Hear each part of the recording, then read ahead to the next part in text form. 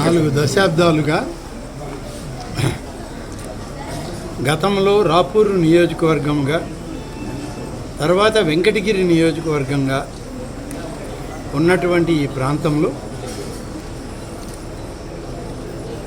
ఆ దేవదేవుడైనటువంటి శ్రీ పెనుసుల లక్ష్మీ నరసింహస్వామి స్వయంభుగా ఇక్కడ వెలిసి చెంచులక్ష్మి ఆదిలక్ష్మి సమేతుడిగా ఇక్కడ వారు వెలేయడం జరిగింది.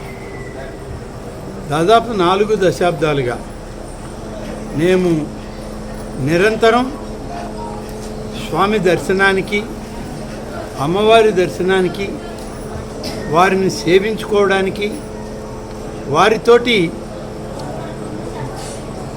ఆంజనేయ స్వామి యొక్క ఆశీస్సులు తీసుకోవడానికి ఎప్పుడూ వచ్చేవారు. వారి ఆశీస్సులు, వారి దర్శన భాగ్యమే రాజకీయాల్లో ఈ 4 దశాబ్దాల్లో నన్ను అనేక సందర్భాల్లో ఉన్నత శిఖరాలకి తీసుకువెళ్ళింది వారి యొక్క దయార్ద్ర కార్యక్రమాలే. అందుచేత పెనుసిల లక్ష్మీ నరసింహస్వామి చెంచులక్ష్మి సమేతంగా, ఆదిలక్ష్మి సమేతంగా ఉన్న స్వామివారు బహుశా చాలా అరుదు. అటువంటి అరుదైనటువంటి ఆలయం, స్వయంభుగా వెలిసినటువంటి ఆలయం ఈ పెంచల కోన. కాబట్టి ఇక్కడ నమ్మకం పెట్టుకొని స్వామివారిని, అమ్మవారిని వేడుకుంటే అది వారి ఆశీస్సులతో ఫలిస్తుంది అనేటువంటి నమ్మకానికి నేనే ఒక నిదర్శనం, నా జీవితమే ఒక నిదర్శనం. ఆ స్వామి యొక్క ఆశీస్సులతోనే అనేక మంది పెద్దల సాంగత్యం, అనేక మంది మిత్రులు, సహచర శాసనసభ్యుల యొక్క స్నేహం, వారి అందరితో కలిసి ఈరోజు ఇవాళ మళ్ళీ మంత్రిగా ఇక్కడికి రావడానికి ఒక అవకాశాన్ని స్వామివారు నాకు ప్రసాదించారు.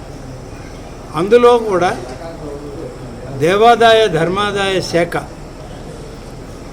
కేవలం స్వామివార్లు, అమ్మవార్ల యొక్క పూజకే అంకితమైనటువంటి ఈ శాఖ ద్వారా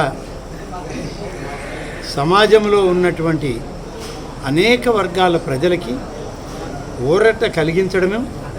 అలాగే ఇవాళ ఇక్కడికి వచ్చిన సందర్భంలో ఒక్కటి మాత్రం చెప్పాలి.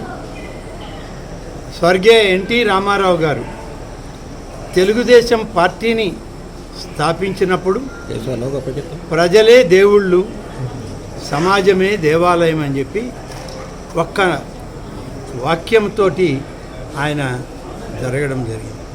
ముందడుగు వేశారు, విజయం సాధించారు. విజయ లక్ష్యాలని ఆయన సాధించడమే కాదు, మా అందరికీ అందించారు. ఆయనతో పాటు 4 దశాబ్దాల క్రితం రాజకీయాల్లో అడుగుపెట్టిన నేను ఆ యొక్క స్ఫూర్తితో, నమ్మకంతో, మా కుటుంబం యొక్క ఆశీర్వాదంతో, ఆ దేవదేవుడు, ఆ యొక్క దేవేరి యొక్క ఆశీస్సులతో ఇవాళ రాజకీయంగా ఇంత స్థాయికి వచ్చి సమాజంలో ఉన్నటువంటిని అనేక బాధలు పడుతున్న, ఇబ్బందులు పడుతున్నటువంటి అనేక వర్గాల ప్రజలని శ్రీ చంద్రబాబు నాయుడు గారి నాయకత్వంలో ఈ ప్రభుత్వంలో పనిచేయడానికే మేమందరం కూడా ఇక్కడ ఉన్నాం. త్వరలో శాసనసభ సమావేశాలు జరగబోతున్నాయి.